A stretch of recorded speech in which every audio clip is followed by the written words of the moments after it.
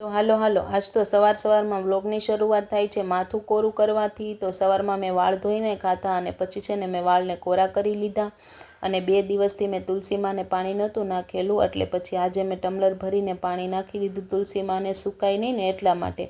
અને આજે સવારે ટિફિનમાં મારે આ સોળીનું શાક બનાવવાનું હતું ને, એટલે મેં એને કાલ રાતે પલાળી દીધી હતી અને કુકરમાં નાખીને બાફવા માટે મૂકી દીધી। સરસ મજાનું સોળીનું શાક તૈયાર કરી નાખ્યું સવારમાં। અને બપોર પડતા છે ને આજે તો બાર ગેપમાં ખૂબ સરસ એવો તડકો આવી ગયો હતો ને, એટલે પહેલાં તો મેં બાજરી સૂકવવાનું કામ કરી લીધું, કારણ કે મારે આજે બાજરીનું દવણું કરવાનું છે।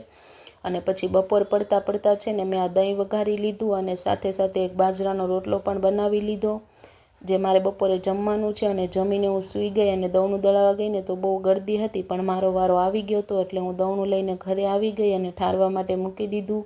અને થોડુંક શાકભાજી લઈને આવી હતી, સાથે સાથે આ મંચાવ સૂપ પણ લઈને આવી હતી, કારણ કે મને આજે સૂપ પીવાની ઈચ્છા થઈ હતી। તો પછી મેં સરસ મજાનો સૂપ બનાવી લીધું અને પછી છે ને સૂપ ગરમ હતું ને એટલે પી લીધું, પણ થોડુંક વધારે જ ગરમ લાગી ગયું। કાંઈ નહીં, હું સૂપ પીઉં ને એટલી વારમાં તમે મારી ચેનલને સબસ્ક્રાઈબ કરી દેજો અને ઇન્સ્ટાગ્રામ પર ફોલો કરી